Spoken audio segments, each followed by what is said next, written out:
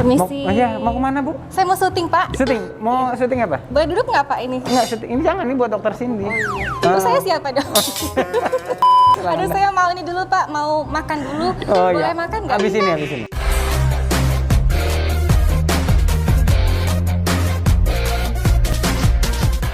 Hai sibling, Assalamualaikum. Jumpa lagi sama saya Dr. Cindy di POTS. Apa dok, silahkan? Lupa lagi. Apa tadi? Podcast Dr. Cindy. Podcast Dr. Cindy. Yang ketiga kalinya saya ketemu lagi sama Dr. Aiman, spesialis saraf. Aduh, dokter terima kasih. Sama-sama, Dok. Makasih udah Lanjut ya, diundang Dok, loh. ya? Makasih loh diundang. Iya, dokter nggak bosan ngomong itu. Enggak, tenang aja. Nah, kali ini kita tuh sangat santai, Dok. Karena kita akan membahas seputar gejala-gejala yang berhubungan sama pinggang, tuh, Dok. Oh, pinggang. Tuh. Gimana caranya mengecilkan pinggang, Dok? Oh, ke saya itu.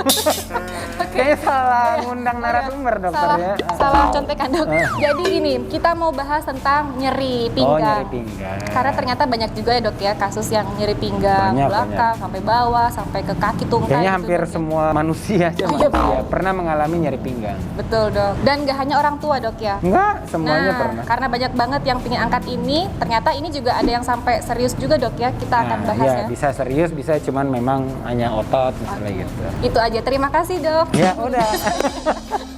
Udah selesai. Udah selesai ya? Jangan lupa subscribe dulu channel kita, saya dan juga dokter. Saya kembali lagi mempromosikan. Aduh, makasih banyak, Dok. Saya nggak tahu bayarnya gimana ini ntar. Traktir makan aja. Oh, Yang editor. Nah, ini channelnya Dokter Aiman. Ya, makasih, dan Dok. juga IG kita berdua di sini sama di sini. Oke, berkaitan dengan nyeri pinggang, ada istilah yang sering denger juga nih sama teman-teman sibling ya, low back pain. Itu bener nggak sih nyeri pinggang belakang dan lain sebagainya? Nah, saya langsung pingin denger dari kacamata seorang Dokter Aiman. Langsung silakan. Ya, jadi low back pain sebetulnya nyeri pinggang bawah. Pinggang bawah itu maksudnya gimana sih? Ya itu daerah sini yang biasanya memang paling sering karena memang loadnya di situ gitu, Dok. Jadi kadang-kadang beban di situ, sumbu di situ pada saat kita mindahin barang. Jadi banyak orang terkena masalahnya di low back pain. Tapi yang perlu diketahui itu adalah kapan sih kita harus aware dengan low back pain yang seperti apa? Perlu nggak sih kita operasi? Apakah low back pain itu pasti saraf kejepit? Kan itu yang biasanya pertanyaan-pertanyaan. Oh, udah tahu. Jadi saya jadi hostnya. Kayaknya saya udah tahu pertanyaan dokter arahnya kemana gitu. Bisa baca pikiran saya. Iya. Oke, silahkan dilanjut. Saya makan aja deh. Iya.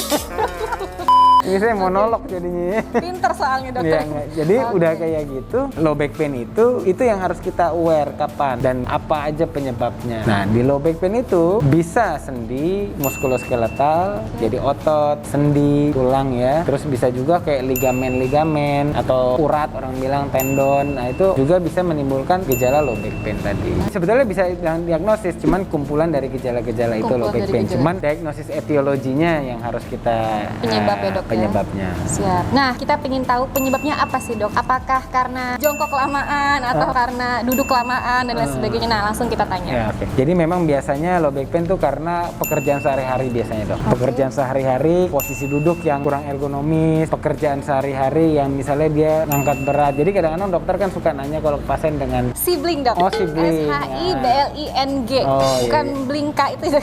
Jadi kalau itu Cindy, Dok. Bling itu ya sibling lah, Dok. Oh, sibling ya, saudara ya? Ya, saudara. Jadi sibling pernah ke dokter saraf, pasti kan ditanya nih kalau keluhannya sakit pinggang, kerjanya apa? Bukan dokternya kepo. Iya, benar. Bukan. Jadi dokternya tuh pengen tahu, mungkin pekerjaan sehari-hari dia itulah yang menyebabkan low back pain-nya dia. Kadang ada yang baper juga, Dok, ditanya. Nah, itu makanya ditanya jadi beberapa sih nanya-nanya. Mau tahu udah makan belum? Nah. Gitu, Dok, ya.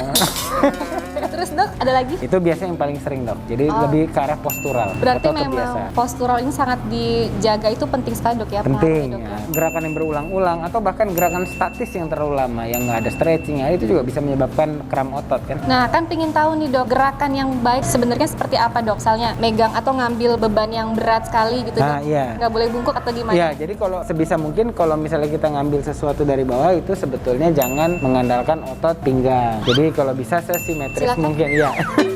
Pak, udah tahu saya pasti. Jadi pasti di sesimetris mungkin. Nah, kalau bisa menggunakan otot kaki. Jadi pada saat ngambil, itunya gerak. Nah, terus saya pulang. Jadi Jadi punggungnya harus lurus, lurus sebisa dok mungkin ya. harus lurus. Sebisa mungkin kayak jangan gitu. bungkuk gitu dok Jangan ya. bungkuk karena otot belakangnya mungkin dia nggak kuat, nggak biasa latihan, tiba-tiba stretch juga bisa kaget. Siap. Kalau misalnya di lokasi tersebut saat itu juga ada yang lupa misalnya sampai bungkuk, tahu-tahu sakit gitu. Nah Nggak saat bisa itu bangun. juga apa yang bisa kita lakukan? Habis itu nggak bisa bangun gitu? Ya bisa juga. Nggak, jadi dia jalan terus gini. Mungkin.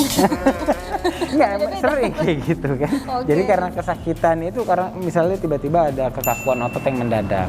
Ya mau nggak mau ya rest. Biasanya kita lakukan kayak apa, harus istirahat, udah kayak gitu pakai ice dikompres bisa juga. Habis itu boleh sambil minum obat anti nyeri sementara. Kalau misalnya masih belum ada perbaikan ya harus ke dokter sih biasanya kayak gitu. Untuk dipastikan lagi ya. Seperti itu ya teman-teman ya. Nah sekarang nih sibling kita pengen tahu yang tersering yang bisa menyebabkan LBP atau nyeri pinggang bagian bawah ini sebetulnya apa dok? Atau ada penyakit tertentu yang paling sering menyebabkan itu? Ya, jadi memang sebetulnya yang sering buat sakit tuh lebih ke arah sendi biasanya. Sendi faset. Sendi faset tuh antara tulang belakang ya. Dia tuh ada sendi-sendi gitu nyusun kan. Nah, itu kan nempel tuh. Nah, itu ada sendi juga tuh. Nah, itu kadang-kadang suka buat nyeri juga. Terus biasanya juga paling sering juga otot. Karena tadi hubungannya dengan gerakan-gerakan tadi atau dia kurang stretching, pergerakannya kurang ergonomis atau statis terlalu lama. Nah, terus habis itu bisa banyak penyebabnya lagi. Bisa juga masalahnya tadi ya HNP. HNP itu juga bisa menyebabkan low back pain atau permasalahan HNP itu kan si bantalannya udah keluar neken saraf. Berarti biasanya gejalanya ada penjalaran. Penjalarannya sampai bawah itu HNP bisa. Walaupun nyeri sendi atau nyeri otot juga bisa menjalar, tapi biasanya nggak menjalar sesuai aliran saraf yang ada di tubuh kita gitu. Nah, ini menarik nih teman-teman. Sebelum kita lanjut ke HNP karena juga banyak juga nih kasusnya dok ya. Saya tertarik untuk bertanya dok. Ya. Memang saya sini mau ngapain?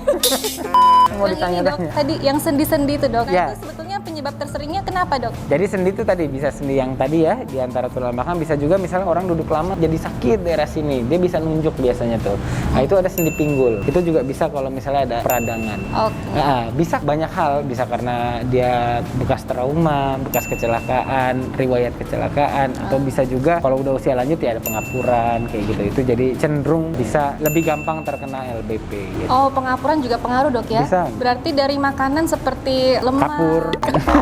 Kalau makanan sebetulnya bukan secara langsung ya dok, tapi lebih ke arah obesitas. Oh, oke. Jadi nggak secara langsung dia menyebabkan low back pain, tapi memang rata-rata kan kalau perempuan itu kalahnya di dengkul paling sering. Tapi kalau laki-laki juga bisa justru cenderung di arah belakang, karena masalah kalau udah obesitas kan sentralnya agak ke depan ya laki-laki. Kalau gemuk Daerah tuh, abdomen, dok. oh iya Daerah abdomen ke depan itu. Jadi cenderung di daerah tulang belakang bagian bawah. Jadi memang sering ada masalah di obesitas. Jadi Kayak tumpuannya gitu. tuh lebih berat dok? Ya, jadi lebih berat. Jadi sebetulnya sih ya kalau makanan hubungannya makan ini kebanyakan jadi langsung low back pain ya enggak sih. Enggak dalam secara langsung ya dok Nggak ya. secara langsung.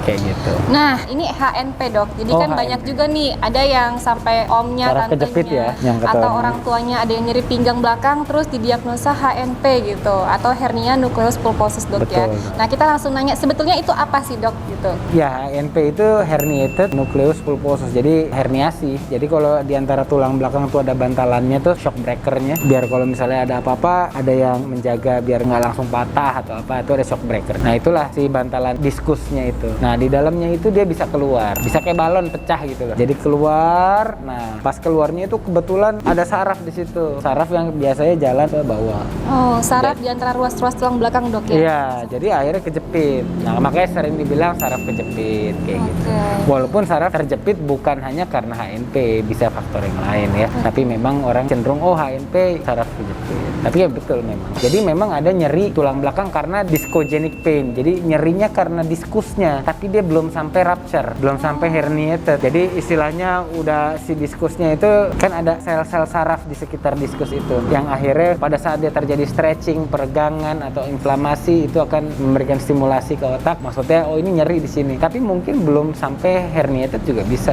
Tapi bisa nggak nyeri? Bisa. Atau misalnya tearingnya baru sedikit sebelum terjadinya HNP keluar gitu ya. Tapi ada tearing, yang robek dulu kan kayak gitu. Nah, misalnya nih udah HNP gitu dok ya, nyeri pinggang juga di belakang, apakah bisa kemana-mana dok, menjalar atau komplikasi? Ya, kalau HNP menjalar, tergantung dia kejepitnya saraf mana. Nah itu, jadi lebih spesifik. Oh ini kejepit di sini L berapa HNP, terus kenanya sarafnya ini. Gitu. Jadi biasanya ke kaki. Kalau udah lumbal biasanya rata-rata ke kaki bawah. Sebetulnya penyebab tersering itu apa sih dok? Apakah hanya terpatok dari ngangkat beban berat dan bungkuk dan lain sebagainya, atau usia degeneratif itu pengaruh, atau Ya. kanan atau apa? Jadi memang justru HNP itu lebih sering terjadi pada usia muda. Usia muda dok? Iya, dibanding usia tua. Wah, kenapa tuh dok? Iya, jadi Menarik nih. kalau usia muda itu kan sebetulnya tadi gaya hidup. Gaya hidup tuh dalam arti dia suka ngangkat berat, kan masih kuat, tapi iya, salah betul. posisi kayak gitu kan. Ini di luar kecelakaan ya. Kalau kecelakaan sih siapa aja misalnya kena nangguzubillah min dzalik, tapi kan bisa aja kena jatuh duduk, kayak itu juga bisa. Tapi biasanya usia muda karena memang di dalamnya si nukleusnya masih banyak isinya gitu. Istilahnya begitu ya. Jadi kalau balon di air ada gelnya. Bantalan, dok. Gelnya bantalannya itu masih banyak yang dikeluarin. Tapi kalau usia udah terlalu lanjut dalam arti udah 60, 70 ya emang beda-beda orang ya. Kadang-kadang ada yang umur 50 ternyata udah ada degeneratif yang cukup signifikan gitu. Tapi kita ngomongin pada saat kenapa usia tua agak jarang penyebab saraf kejepit karena HNP, karena yang mau dikeluarin nggak ada juga. Karena dia memang udah degeneratif. Nah, jadi kadang-kadang cenderungnya malah kejepitnya itu lebih karena misalnya tadi ada pengapuran yang terlalu berlebih, nyenggol saraf, atau ligamennya yang menebal sehingga nyenggol ke saraf, perubahan struktur tulang kayak gitu.